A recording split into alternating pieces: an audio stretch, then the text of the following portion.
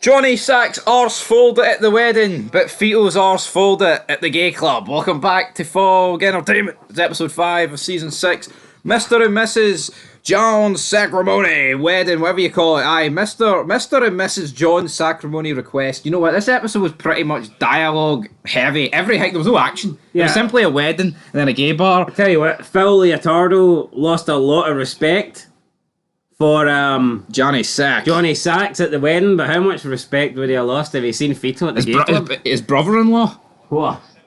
How's Phil going to take to the news? I tell you what, looking forward to it, but I tell you what, my estimation of Feto when I seen him with that fucking thing wrapped around his neck went way down, plummeted. Fucking the rope action it's a fucking joke. It's a joke. Nah, how can you pass it off as a joke, man? Like, why are you there? Like, I mean, you can argue it's quick thinking for Feto, but... Should have just pretended it wasn't him. Walked past. Aye. Me no speak English. But you see, it's like... See if Feto, if he wants to be gay, go ahead. But see when you're in the mob, and it's forbidden, you cannot do it publicly. You know what I mean? Like, why go to a gay bar? Unless he tried to spin it that he was planning a robbery or something and he's pretending to be gay. I mean, I guess that's something he could have maybe... Yeah, but could you not go normally dressed to one of these even though no one was? Well, that's the point. Maybe he could say, I'm planning on doing a hit here. Well, why didn't he say that then? I don't know. It's a fucking joke. It's a joke. It's a joke. If I was in Feto's position, that's what I would have done. Yeah. I mean, Hopefully I'll never be in Feto's position. Because it was fucking scary. But Johnny Sack, he gets 6 hours suspended, supervised, released from prison to attend his daughter Allegra's wedding. Fat fuck. Let's just call a spade a spade. I tell you what, see when you're in work, 6 hours is like an eternity, but I don't know, see when you're locked up in prison, you get for 6 hours, it probably flies by. Yeah, what do you make of Allegra's husband calling Johnny Sack dad? And he's like, yeah, that's some good shit, pal. Bit weird, I didn't think Johnny Sack would like that. Also, what do you call her for the Penguin? She's Johnny Sack's daughter. The other one, not the fat one. Sophia. Sophia, yeah. Yep, so there you go. She's in this. This is where it all started. She hated the fact that all they do is talk about food. I've never seen a family so disjointed in terms of food. You get guys, you've got the wife and daughter who are ballooned up to wit size, and then she was like skinny as a rake, and then Johnny Sack's kind of in the middle. How did Johnny Sacks end up? I mean, I don't know. Johnny Sacks seems like the loyal type as well. I suppose that's why he gets kind of made fun of. And Ralph basically said, yeah, £95 more. No, she is a bastard at the end of the day. But here, right, let's get to the wedding. Tony. Yeah, but you would just think with Johnny Sacks being in the, the crime business, the mob business, that he would have a more desirable wife. Unless she was at one point and she let herself I go. think she was, because he did allude to that with Tony. Like, yeah, I know she put the weight on after the pregnancy and all that. But put the weight on? Oof. Put the weight on, I mean, quadrupled in size. We see Tony's got a new bodyguard by the name of Perry Annunziata. Big bastard guy. Doesn't really look Italian in my opinion, but anyway. Nah, he looks like Vin Diesel or something, doesn't he? Like, aye. I do it for the family. Anyway, he got dieseled by Tony in this episode. So uncalled for. Yeah. But when we'll get to that, I was right at the end. The two Muslim guys that Chris is dealing with, they want to buy some Tech 9s. Chris is like, what the fuck? Is he going to alert the US Marshals? Maybe he will do that. We also see Junior. His mental health condition is completely deteriorated here. He pretty much says that I didn't shoot Tony. His head's fucking gone. I don't agree with how they've done Junior in this show. I feel like they've wasted him. He's pretty much been under house arrest since season 2, episode 1. And now he's going into some like care home for the mentally... Yeah, I mean, at least in the earlier seasons when he was under house arrest, he still had his like faculties, like, so he could... I still think the character was good, but yeah, I mean, I think this season and last season, I mean, it has been a bit repetitive. And I mean, how much can you really do with a character that can't leave his own house? Yeah, I get it, he went to the hospital a few times and had a couple of secret meetings, but...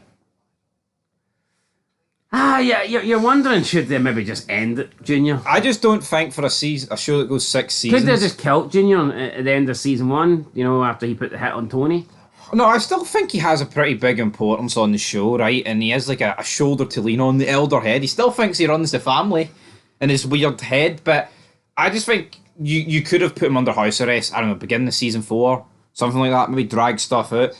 But anyway, I mean, he's tried to kill Tony twice now. We'll see where Junior goes later on. But then we have the wedding, the big ass wedding. I think it's weird though that Tony forgives him for the one that he actually legit tried to kill him. Yeah, but the one is like... And then the accidental one, that's where Tony draws the line. Tony draws the line. But Tony, speaking of drawing the line, he tried to take his shoes off. He collapsed. Everyone kind of looking at him. Tony looked a wee bit weak here, wasn't he? Falling apart, falling down the My respect for Tony Soprano as a man plummeted. Just fucking... my Just like when he estimation. fell at the slippers. He did, but... At the shoes. We seen Phil ask Tony to take out Rusty Mililo, who's a New York captain. Tony rejects this, but then then Johnny Sack and Tony, they start talking at the wedding. You can see that Tony likes Johnny Sack a lot more than Phil, so he eventually does agree to killing Rusty. But Rusty was pretty close with Tony B, so I'm surprised that Tony's just willing to kill. I mean, a captain in New York's big business at the end of the day. So we'll see how this goes. Will Tony be able to deliver on this? I mean, do these guys never think here, what if somebody's secretly trying to put a hit on me behind my back? Do you not think that the fact that they're actually agreeing to this, it's just weird that there's no loyalty? Yeah. No, I know. There is no loyalty in this, man. There's one thing the Sopranos has taught you. It's like it's hard to care about the characters to a point because they all just are willing to stab each other in the back. We've got some funny dialogue between... I mean, I like the fact that Tony and Johnny discussed this situation largely in code at a large table with like Johnny Sack's they appear to be grandparents, but surely the marshals would be able to decipher this, wouldn't they? You would think so. I don't know, Jan. Then you got Tony and Chris discussing. You know what? Though I don't think they were actually close enough to really listen to the conversation. Yeah, as I guess it is a loud room, a big room, and there's a lot of loud noises going on. But then we've seen Chris and Tony discussing it. I thought it was probably one of the favourite scenes of the episode. Chris is like, well, shouldn't you give him an offer that he can't refuse? And then Tony's like, no, it's the other way about. But Chris is like, are you sure about that? And Tony's like, no, but he asked me. And Chris is like, well, why don't you just ask him that you don't want to do the hit anymore? And it's like, how the fuck would that work? Chris is, I get Chris's logic, but it's retarded. No, he is retarded. The cake is getting cut. If Tony asked him before agreeing to it, then maybe. Yeah. No, potentially. The cake is getting cut. As this is going on, Fito decides to leave. I think the main reason Fito decided to leave here is that he was sick of seeing this heterosexual action. You think so? Could be it. We've seen him I can't wait to see Finn and Meadow have a couple of kids. I think he just wants to bum Finn, to be honest. We're going to make some beautiful kids. But he wants to bum Finn. But then Johnny Sack, he's set to leave. His kid and her husband are set to leave it for their honeymoon, baby. And then what happens? The FBI, they rock up, the US Marshals arrive, and Johnny Sack tears up, and then he starts fucking greeting. He starts absolutely greeting his eyes out. The crew's in kind of disbelief. And then Phil Leotardo says, my estimation of Johnny Sacrimoni as a man just fucking plummeted. Paulie then says, his fucking, what is it he said? His coach just turned into a fucking pumpkin. I like that line. And then Chris is like, I gotta agree with Phil here, Tone. Tone's like, you would, wouldn't you? It's like all the wrong agreements here. Tony was the only guy that really didn't stick the knife in. Yeah, he's like, he's got daughters. Come on. I'd greet at Meadows' funeral, a wedding kind of thing. But then this random guy walks past, and then Phil turns around and says to him he's it's emotional time. We're all got on like that. They're just fucking full of bullshit, aren't they? They are. But yeah, I like this. I thought the wedding was really good.